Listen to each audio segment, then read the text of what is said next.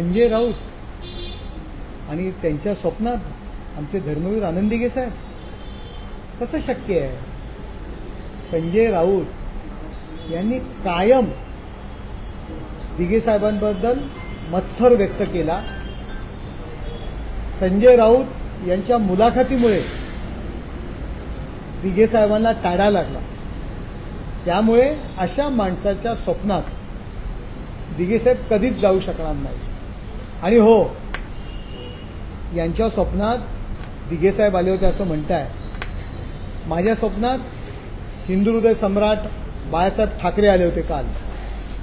बाळासाहेब म्हणाले, अरे काय रे, आपला एकनाथ किती काम करतोय, भर पावसामध्ये तो रस्त्यावर उतरलाय, परिस्थिती नियंत्रणाखाली आणण्याकरता मुंबईत जातोय, ठाण्यात जातोय, ज्या ज्या ठिकाणी पाणी घुसले त्या ठिकाणी स्वतः जातोय, मुंबईतली नाले साफसफाई केलेत की नाही, स्वतः नाल्यामध्ये उतरतोय, किती काम करतोय. पण तू माझ्या जीवावर, ज्यांनी राज्यसभेच्या खासदारक्या उपभोगतायत, ज्यांनी आतापर्यंत मुंबई महानगरपालिकेची सत्ता उपभोगली, ते घर कोंबड्यासारखे घरात बसले. केवळ भ्रष्टाचार त्यांनी केलाय. कधी माझं तत्व जे मी समाजकारणाचं दिलं होतं, लोकांच्या सेवेचं, त्याचं पालनच करत नाहीयेत. मला लाज वाटते की हे लोक माझे शिष्य होते, माझ्या नेतृत्वाखाली ही लोक काम करायची, याची मला लाज वाटते. मला खऱ्या अर्थाने एकनाथ बद्दल गर्व वाटतोय, असे बाळासाहेब आमच्या स्वप्नात येऊन म्हणाले. संजय राऊत, आमचंही स्वप्न आपण ऐका, केवळ टीका नका करू. आणखी बाळासाहेब हेही म्हणाले की पाकिस्तानची भाषा हा संजय राऊत बोलतोय, पाकिस्तानची बाजू घेतोय. मी जर असतो तर पंतप्रधान नरेंद्र मोदी यांना स्वतः मुंबईत बोलवून त्यांचा मी सत्कार केला असता. ऑपरेशन सिंदूर सारखं त्यांनी जी काय मोहीम घेतली, जो काय बदला घेतला, त्याबद्दल नरेंद्र मोदीजी आणि लष्कराचा मी सत्कार केला असता, हे सुद्धा बाळासाहेब म्हणाले. आणि हे आपली लोक पाकिस्तानची भाषा बोलतायत. लाज वाटली पाहिजे यांना. यांना हिंदुस्थानातील जनतेने जोड्याने हाणले पाहिजेत. अशा पद्धतीची वक्तव्य बाळासाहेबांनी स्वप्नात येऊन माझ्याशी केली. एकनाथ शिंदे साहेब नगरविकास मंत्री होते, लोकशाही आघाडीचं सरकार होतं. मुंबईच्या नियोजनामध्ये एकनाथ शिंदे साहेबांना बोलवायचे नाहीत, परस्पर निर्णय घ्यायचे.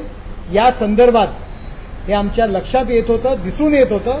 मी स्वतः संजय राऊत यांच्याकडे मी गेलो होतो आणि त्यांना हा प्रश्न मी विचारला होता. त्यावेळी संजय राऊत म्हणाले होते, अरे एकनाथला सांग मुंबई महानगरपालिकेमध्ये नक्ष नका घालू, हा माझा निरोप दे. मुंबई महानगरपालिका हा विषय ठाकरे फॅमिलीचा आहे, सर्व निर्णय ठाकरे फॅमिली आणि मित्र परिवार घेणार.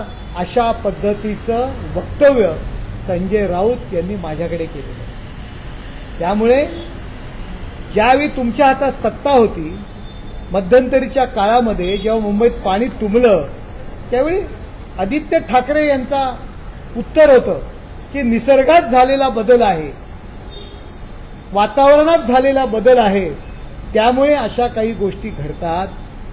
पाणी जेव्हा भरलं 2020 असेल, त्याच्यानंतर असेल, त्यावेळी आदित्य ठाकरे बोलले होते. आणि आता येत आहेत, नारायण राणे साहेबांनी आताच पत्रकार परिषद घेतली, त्यामध्ये त्यांनी पूर्ण चिठ्ठा वाचलाय त्यांचा. कशा पद्धतीने मुंबई महापालिकेमध्ये भ्रष्टाचार केला, कशा पद्धतीने मुंबईमध्ये स्कॅम केले, हा चिठ्ठा चपाटा आत्ताच नारायण राणे साहेबांनी वाचलेला आहे सर्व मीडियासमोर. आणि कुणाचं तुम्ही बोलताय? तुमचा जो साथीदार आहे सूरज चव्हाण, तुमचा PA come all in round, तुमचं सगळं, कुठल्या विषयामध्ये आता अटक होता? अरे तुम्ही खिचडीमध्ये भ्रष्टाचार केलात. सूरज चव्हाणनी केला का भ्रष्टाचार? त्याच्यामध्ये कोण कोण होतं? पत्राचार, केवढा मोठा घोटाळा. संजय राऊत आतमध्ये गेले. अहो, मृत बॉडीवरती ज्या प्लास्टिकच्या बॅग टाकायच्या, मी महापौर होतो, 350 रुपयाला आम्ही त्या बॅग घेतल्या.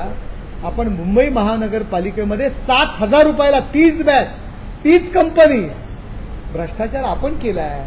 तुम्हाला एकनाथ शिंदेबद्दल बोलायचा अधिकार कोणी दिला? आपण भ्रष्टाचारी आहात आणि हे वेळोवेळी आपल्या कृतीतून दिसून आलेलं आहे. दिनू मोरिया आत्ताच एक नाव पुढे आलेलं आहे. कुणाचे साथीदार आहेत? कुणाबरोबर ते असतात? तुमच्या काही ते काही नाईट कल्चर जे आहे कुणाबरोबर ते असतात? सर्व मीडियाला माहिती आहे. लांगुल चालन हे संजय राऊत आणि यासारखी मंडळी करतायत. महाविकास आघाडीच्या काळामध्ये सोनिया गांधी यांना उंबरठ्याच्या बाहेर बसवायची, यांना राहुल गांधी भेट देत नाही. या उलट महायुतीमध्ये परवा आपण पाहिलं एनडीएची एवढी मोठी बैठक होती. त्या बैठकीमध्ये ऑपरेशन सिंदूर संदर्भात लष्कराचं अभिनंदन करण्याचा ठराव मांडण्याची संधी, मांडण्याचा मान एकनाथ शिंदे साहेबांना दिला. हा महाराष्ट्राचा सन्मान आहे. हा महाराष्ट्राचा सन्मान नरेंद्र मोदीजी यांनी केला. परदेशामध्ये भारताची भूमिका मांडण्याची संधी, पाकिस्तानचा दहशतवाद सांगण्याची संधी डॉक्टर श्रीकांत शिंदे यांना एनडीएने दिलेली आहे. हा महाराष्ट्राचा सन्मान केलेला आहे.